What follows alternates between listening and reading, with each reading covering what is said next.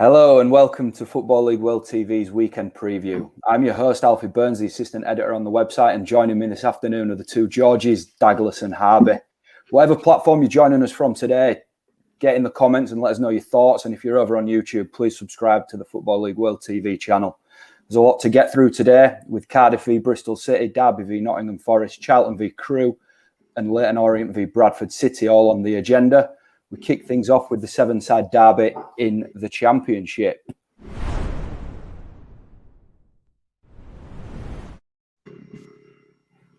So first on the agenda is Cardiff v Bristol City in the seven-side derby this weekend.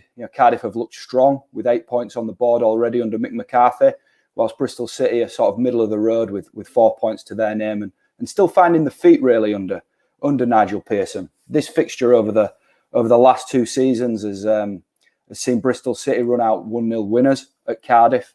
I suppose, Dags, are you expecting another tight contest this weekend? Yeah, I think so. I think that's probably the way it's going to go. You look at the way the two teams are probably going to set up, and you can see there's probably on paper not too much between the two teams. I think obviously Bristol City are struggling at home, so it'll probably help them that they're away from home this weekend. Been impressed with a lot of what Cardiff have done. It looks like they're buying into Mick McCarthy's approach, which is obviously really good. It's obviously his first full season in charge there. I think it will be probably quite tight. It's still fairly early on in the season. Neither side will want to be losing too much ground compared to the playoff places. Obviously Cardiff have had a little bit of a better start, so I think it'll be quite tight. I always think lunchtime games as well on the Saturday, they're never normally the best occasion. Can understand why they do it for games like that. Obviously, the later it gets, the more trouble there potentially could be in the stands. But I think it probably will be quite a tight affair, and I wouldn't be too surprised by a draw between the two teams, to be honest. Yeah, I mean, we'll start with Cardiff, and it's hard to not talk about Aidan Flint. He's got 4 goals already, and within that 4 goals, there's been 2 braces. Harbs, do you feel that he could be a big difference here for Cardiff this weekend against his former club? We've seen McCarthy's side have sort of relied on these direct goals, set piece goals so far this season. Yeah, he's a goal machine, isn't he? I think it was 2014-15 when he got 15 goals Bristol City when they went up from League One. So yeah, he's a big threat, and not just him. Curtis Nelson, Sean Morrison. Set pieces are underrated in football, I think, because it's always a chance of scoring when you've got players like him and big defenders, especially in a team which set up like McCarthy as well, under McCarthy. You've got to watch out for them. I think Bristol City haven't really been too. They're not really, struck with someone who's solid defensive this season. I know Atkinson's been good at playing the ball from the back, but in terms of aerial presence, he's not been too reliable. So that's something Cardiff will look to exploit this weekend. I think Aidan Flint is, as I said, very threatening player in the air, and it's he suits Mick McCarthy's system to an absolute T, and that back three of Nelson, him and Morrison is solid as anything. Yeah, they really know what they're doing, the Cardiff, at sort of both ends of the pitch, and that's evident in the set piece goals that they've got this season. So I mean, just looking at Bristol City, I spoke to Ned Holmes, one of the writers on the website. He's obviously a big Bristol City fan about the maybe concerns that the fans have got at this moment of the season, and he sort of identified the final third and how Pearson might be weighing up a couple of changes heading into this weekend to just get them ticking. A couple of names that we spoke about were the likes of Naki Wells and potentially Casey Palmer. Do you see Pearson turning to either of those this weekend, Dags?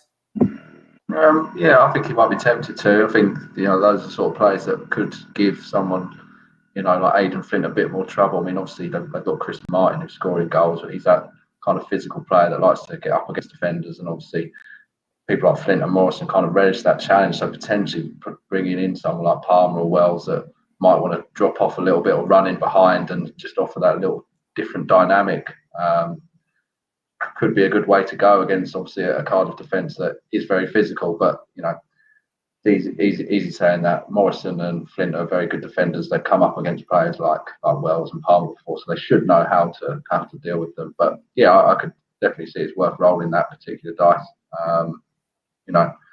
Martin, I think, is a good player, but I think if you're looking at Morrison, I think who would they rather come up against? They'd probably actually rather come up against someone like Martin, who's got to be similar to them in terms of that sort of physical presence. So yeah, it could be worth a go from Pearson.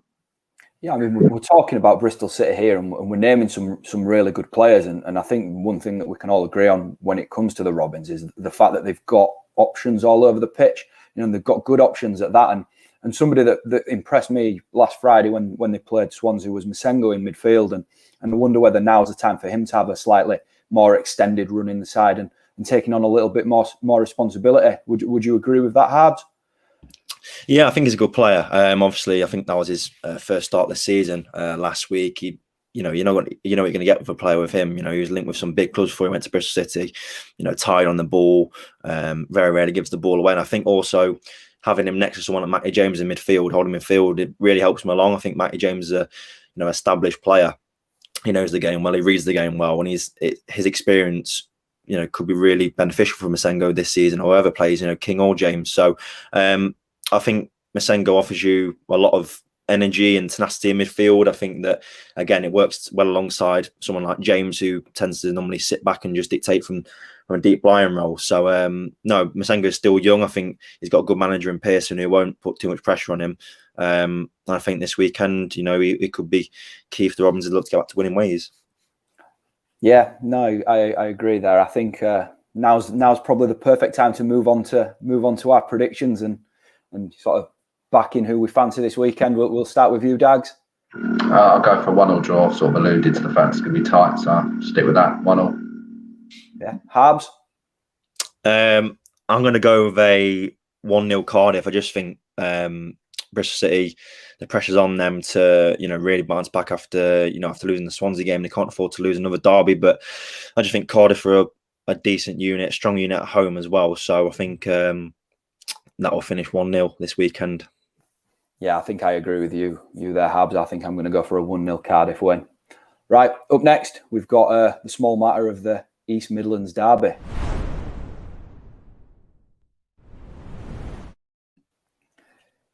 It's been a really tough start to the season for Nottingham Forest, and they are the only side in the Championship without a point on the board at this moment in time. And for all the off-field turmoil that lingers around Derby, they've had a fairly steady start under Wayne Rooney and managed to put 5 points on the board. But in the opposition dugout, it's Chris Hughton that's under huge pressure at the minute, and this is a really big weekend for him.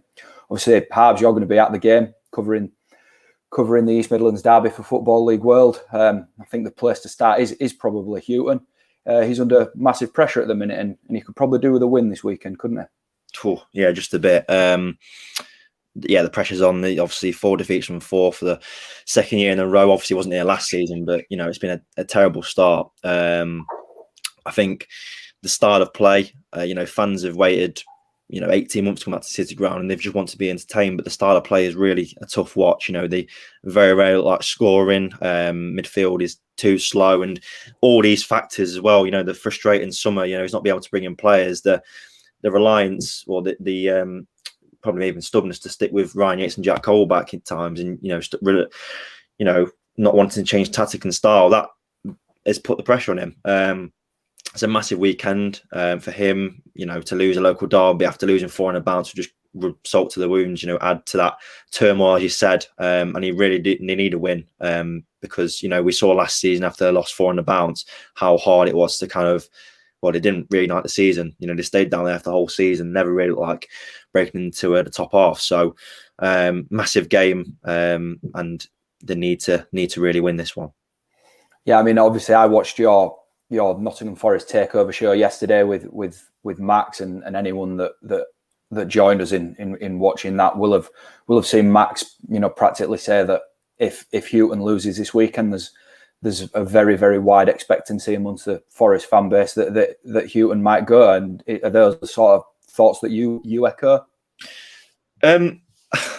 I'd say yes, but I also think that I'm not 100% sure because, the club continue to back him with signings. We've seen reports this week that they're going to back him with 3 or 4 more signings. And I think the voices or the things coming out of the club is that they want Hughton to be judged once he's got a full squad in place. You know, they've struggled to bring in players this window. Obviously, Max Lowe, as we reported the other day, has just joined for the season on loan for Sheffield United. So that's the 5th signing. But, you know, we've seen them being linked with, you know, Buchanan at Derby, Laurent at Reading. They're just failing with bids. So it's been a tough summer for a lot of clubs in this Championship, even in the Premier League. Clubs are, you know, apart from the City and Man United, and, you know, they're struggling. Apart from them, they're not struggling to get deals done. But I think there's a feeling that Hughton will want to be judged once he's got 3 or 4 more players in. He still needs a striker, a winger. So I don't know.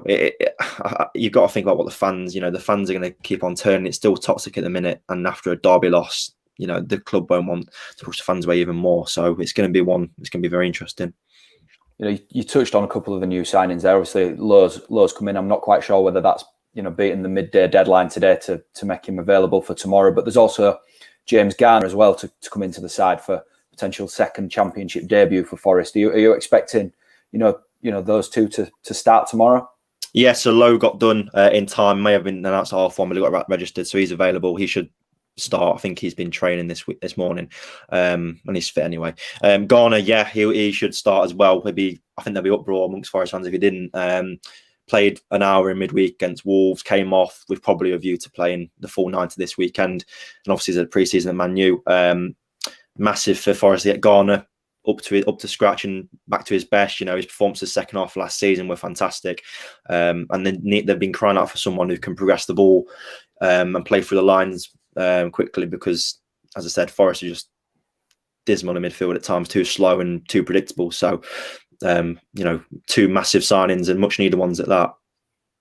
Yeah, so I mean, we'll move over to Derby now, and they seem quite spirited at the moment, you know, which not many people expected. I think heading into this East Midlands derby, if you'd have predicted it to be Wayne Rooney's side struggling at the bottom of the table and Forest sort of middle of the road, then you know, we might have expected that more than this sort of roles reversed. But as it is, they're quite spirited heading into this East Midlands derby, and Dagsy, you know, they're going to want to stick the knife in this weekend, aren't they, Derby? Yeah, I'm sure the sort of senior players at the club have obviously drummed that into the younger ones there, you know, as if they needed doing anyway. A lot of the sort of young players coming through at Derby would have sort of played Forest potentially at youth level and that kind of thing, so they know all about this rivalry. But, you know, you're right, Derby have had the better start of the season. Few would have potentially predicted that, but you look at the 2 teams and you have to say that at the moment Derby is showing that little bit more fight and spirit and character. On paper, Forest do have a better squad and more individual quality, but Derby as a collective are looking that little bit more together at the moment. I think you have to give Wayne Rooney a lot of credit for sort of creating that spirit. Obviously, he's had his hands tied behind his back a lot in this transfer window, but some of the signs he has managed to make have been very good. You look at Phil Jagielka and Stearman coming in there as well into defence. Perhaps a few people would have written them off at times, those players, but they've shown they've still got plenty to offer. And alongside Curtis Davis, you've got a lot of experience in key areas on the football pitch, and obviously they still have that, you know, a little bit of stardust with some of the young players they've got. So there's a decent enough mix there at Derby, and obviously if they have got that collective spirit, there's no reason why they can't at least achieve something sort of respectable at least this season. I don't think anyone's going to have them down as playoff challenges all of a sudden, but there's definitely more hope about them than before sort of the start of the season, where pretty much everyone had them written off as the team that was going to prop up the Championship table this season. Yeah, we'll get over to our predictions now. I'll start with you, Harbs. Well, after I think it was Dags' betting tip in the betting show earlier, 0-0 seemed like a good shout. Yeah, I think it'll be a cagey affair for the return of fans. There's never many goals in this type of game, or this game in general. So I'm going to go with a boring 0-0. Hopefully not. Hopefully a bit more entertainment, but I think it'll be 0-0. What about you, Dags? Well, I mean, Harbey has really stolen my thunder there. Given that I even tipped that this morning and picked it out on the betting show. Even done the research, there have been Harbey tapping merchant. Yeah, I'm going to go 0-0 anyway, because that was my call. So I'm sticking with that. Come on, then. I won't get splinters like you two. I'm gonna go big. I'm gonna go for a 1-0 Forest win. I think that the new signings could make a little bit of a difference. So up next, we're going to dive down into League One and right to the very bottom of the division and discuss Charlton versus Crewe.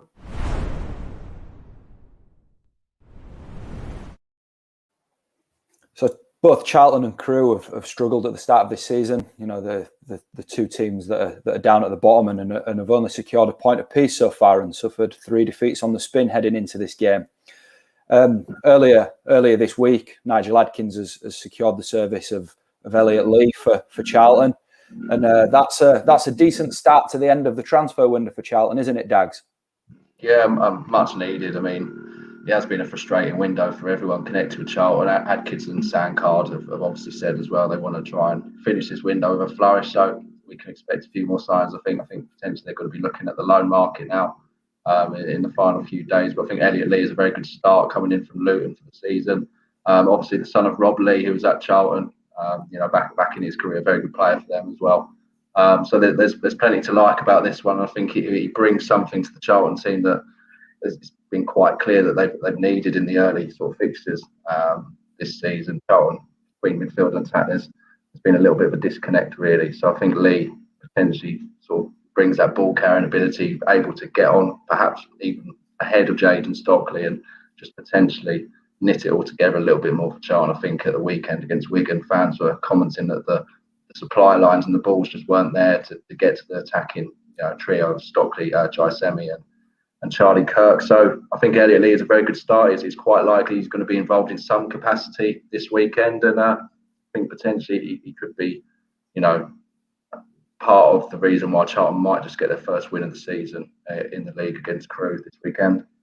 Yeah, that was going to be my next question for you, Dags, whether or not he was going to start. He's obviously arrived quite late in the week. Yeah, I think he's going to be involved in the squad. I guess it's just Adkins will obviously assess how sharp he's looking. There's no reason why he shouldn't, at least get some minutes. I think given that Charlton are out of form, no reason why you wouldn't bring Lee in and change the team. It's not like it's a winning team that he wants to risk upsetting. So I think there's every good chance that Elliot Lee will be involved, potentially from the start, but definitely at some point, I'd imagine. And it's just Adkins' sort of decision to work out how the rest of the midfield and sort of attacking areas fit in around him.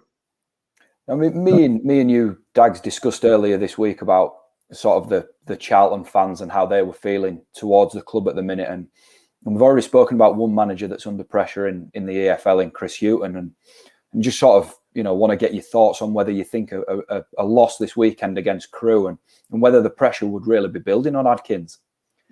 Yeah, there's probably potential for that, given that Charlton really will feel as though the Crewe are a team they should be beating. I think this weekend, with all due respect to Crewe, who obviously done really well in the last few years.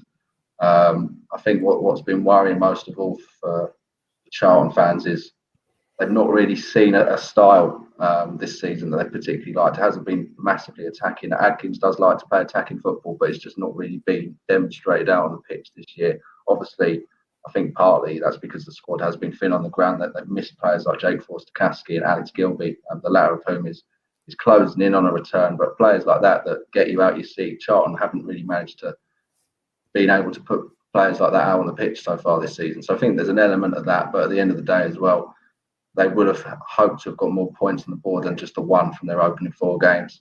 So against the Crewe team, they'll definitely circle this one as one where they can get up and running in terms of winning ways. And if they don't, I do sense, at least on sort of social media, that there are some beginning to get on Adkins' back. I don't think it's a similar situation to Hughton, as we touched on earlier, whereby if they lose, he's very much looking down the barrel.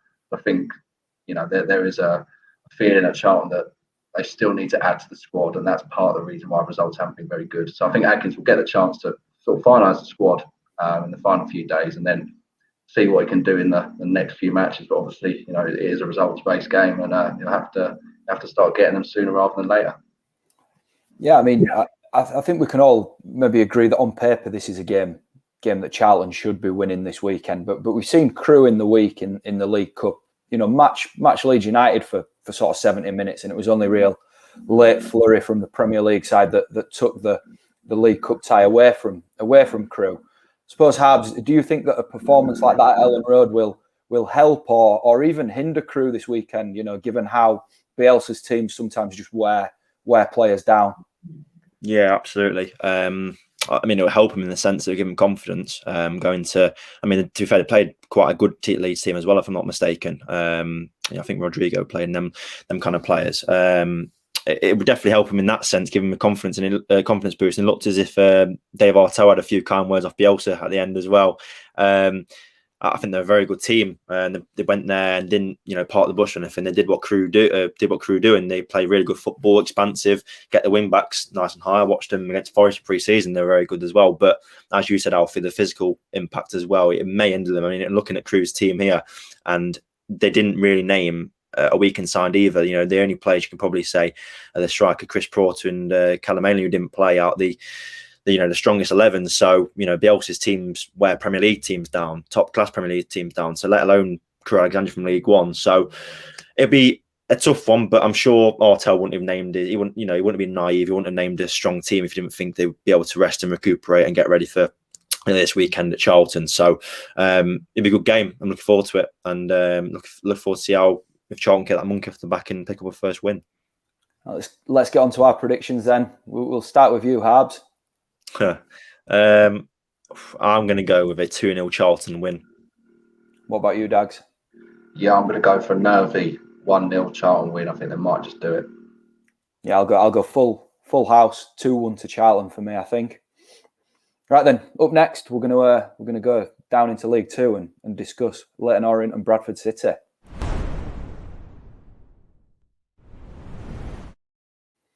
So this is a really sort of intriguing fixture for me down in League Two. I think Orient have had a decent steady start under Jacket with 5 points on the board already.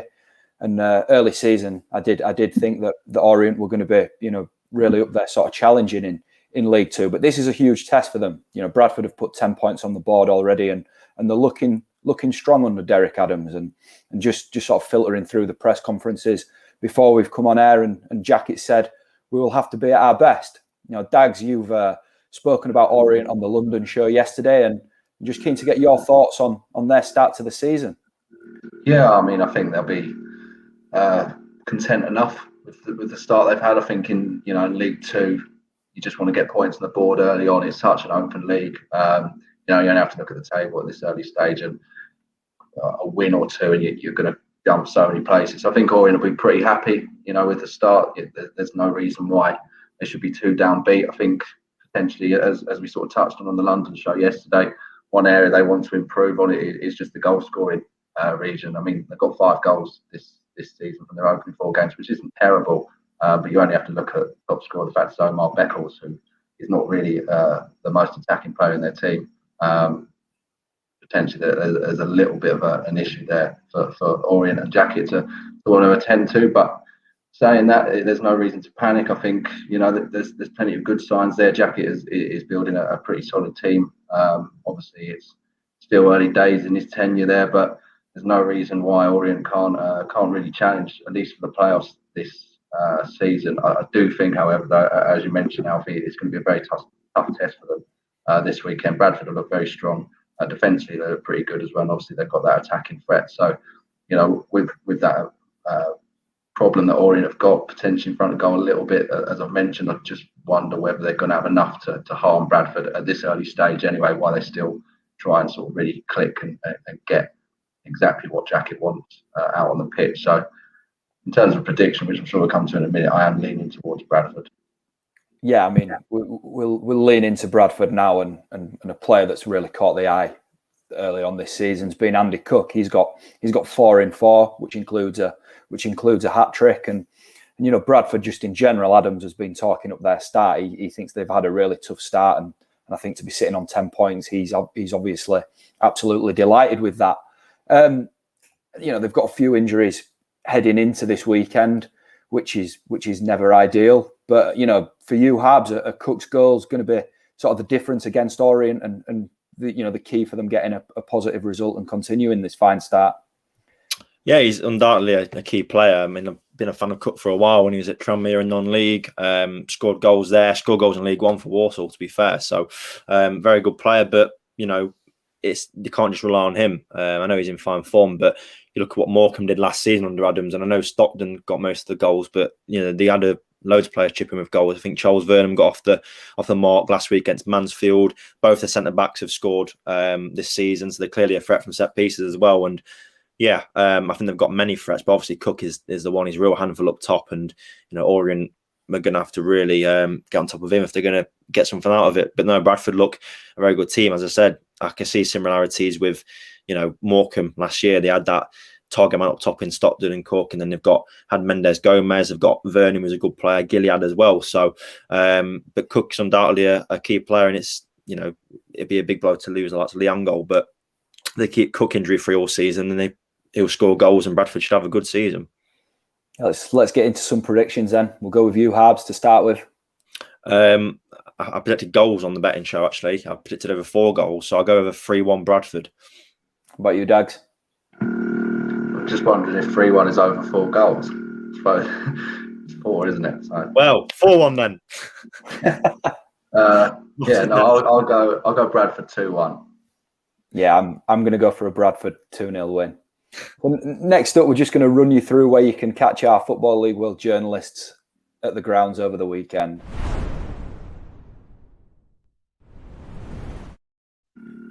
So, as we've already touched on, Harbs, you're going to be heading to Derby and Forest for what's going to be a 0-0 classic in the East Midlands derby. Dags is getting out to Fulham and Stoke. Now, that's quite a big fixture, isn't it, Dags? Yeah, it's a good game. Hopefully a good game. 2 teams that obviously started very well, both on 10 points in the Championship table. Fulham clear of Stoke by virtue of goal difference. So it should be a really interesting watch between 2 teams that started really well. I think Fulham, obviously, many expected them to be there, and I'm sure they will be for the rest of the season. But obviously, Stoke potentially dark horses for at least the playoffs, and they want to use this weekend as a marker to show that perhaps they're there for the top 2 hunt as well. Where do you think the points are going to go then? I'll go for Fulham. I think they've just got that little bit extra compared to Stoke at the moment, at least. So I'll go 2-1 for them.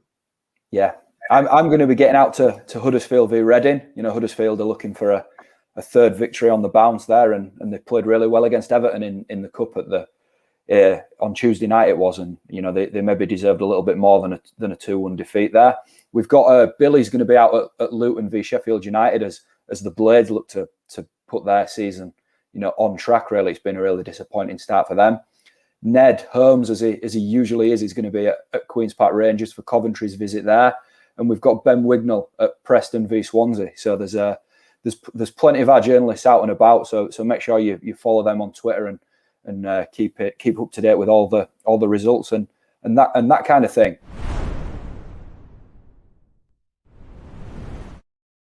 So that's it for the weekend preview. Thanks to the 2 Georges for joining me this afternoon, and thanks to everyone that's tuned in on the various platforms we've been streaming out to this afternoon. Any likes, shares, and YouTube subscribers would be greatly appreciated. We'll be back next week with Ned Holmes kicking off the week with the Championship Player of the Month nominees, I think. So yeah, that'll be an interesting watch. We'll see you again soon.